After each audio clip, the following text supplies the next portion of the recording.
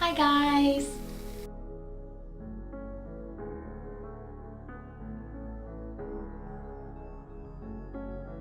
It's kind of cold in here. I know I've said for a really long time that I was going to start doing more answer type videos, not necessarily Q&A, but just video responses, I suppose you could say, to questions that I get asked that I think a lot of other people would really benefit from hearing my response to. I'm not sure if this is a direct result of me uploading that video where I introduced you guys to my husband, but ever since then, maybe I just have noticed it more, but I've been asked it with as much frequency even prior to uploading that video. It seems like a lot of people have been sending me private messages, private inboxes about my relationship with my husband and my thoughts on being in an interracial relationship and my experiences being in an interracial relationship. I know a lot of you who watch me are between the ages of like 14 and 18, and I understand that, when you're in that age group, you're going through a lot of stuff in middle school and high school, if you're transitioning into that, or you're transitioning out of it, perhaps you're getting ready to go off to university. There are a lot of different pressures that come with all those different age groups, and I think that the situations you encounter are very unique compared to when people reach adulthood. There's a lot of stuff that you're going to go through, and there are a lot of things that people are going to tell you, and you're expected to just accept these messages from people and from society because they are allegedly wiser than you, or just because they're older than you and have had more life experiences, etc., etc. In general, a lot of the people who ask me about my relationship with my husband are usually more curious as to how we got together and what impact us being together has had on our lives, and whether that's been positive or negative, or if it's been kind of a mishmash of the two related to our differences in outward appearance. Most of you who have followed me for like the last year that I've really been uploading are well aware of kind of the philosophy that both my husband and I live by. And technically, I guess, this is something that I think a lot of other people embody and they just don't realize it. But for the two of us, we really try to view ourselves and other people as just human beings. We don't really care where someone's from, we don't care what their native language is, we don't care what their skin color is, their hair type, their hair texture.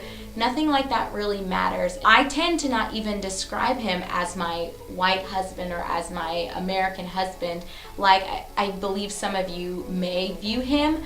To me, he is Andrew. He's my life partner, he's my best friend, and vice versa, he views me kind of with that similar lens. So when it comes to actual interracial relationships, I think even though we're in 2013, and especially in the United States, it's considered a melting pot and it's so full of diversity in general. I know there's some areas that are less diverse than others.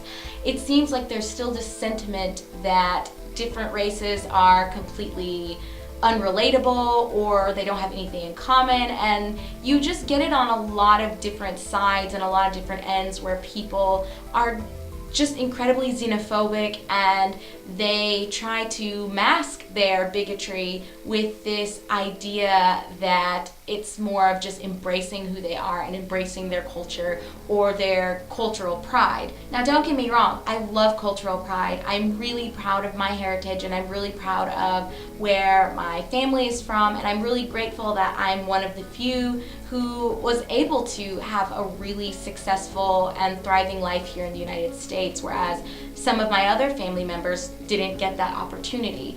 I'm really grateful for all of that. However, I'm more than just my skin color.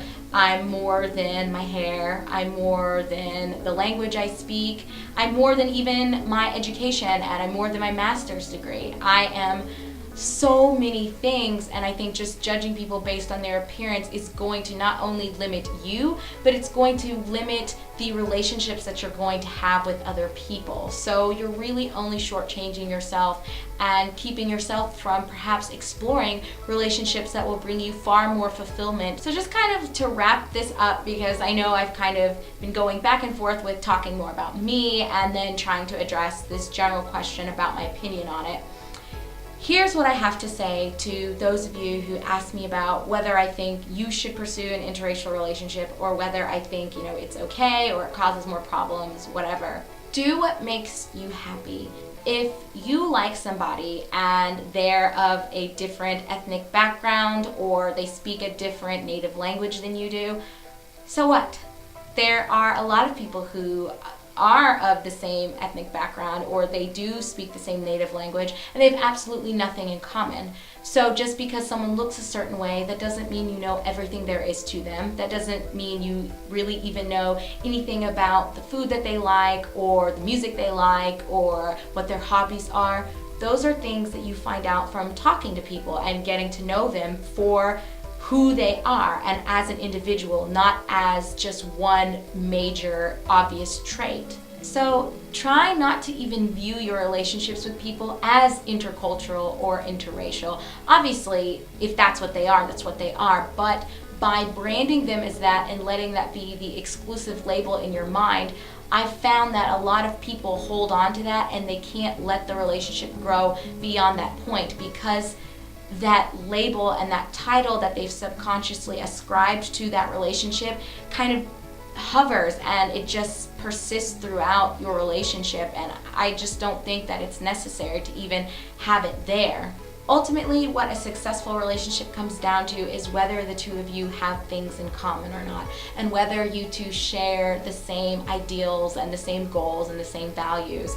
Probably the best way I've heard this described was through one of my husband's professors who said that she's found in her experience as an anthropologist that the most successful marriages and the most successful relationships stem through couples who have similar virtues but different vices. And basically what that just means is that they believe in a lot of the same things, and that's not just religiously, but morally. If one of you thinks it's okay to beat up little kids and the other one doesn't, then that's going to cause a problem between the two of you.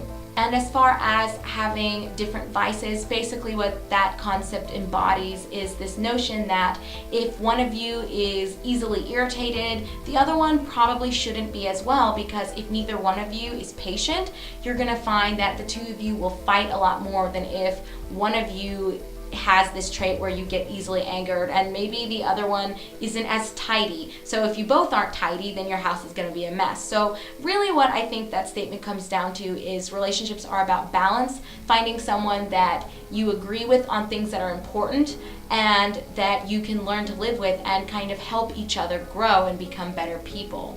Hopefully this video hasn't been too vague or seemed as though I'm being elusive about certain things, because that's not my intention at all. If you have a specific question about my marriage or the things that he and I had to endure to kind of overcome a lot of societal pressures and even things from our family members, definitely feel free to leave me a comment down below or send me a private inbox message either on here or on my Facebook page, because I'm really active in both places. So I will get back to you, or I will make another response video to your question. Thank you so much for watching and for your support, guys. I really hope that all of you are doing well.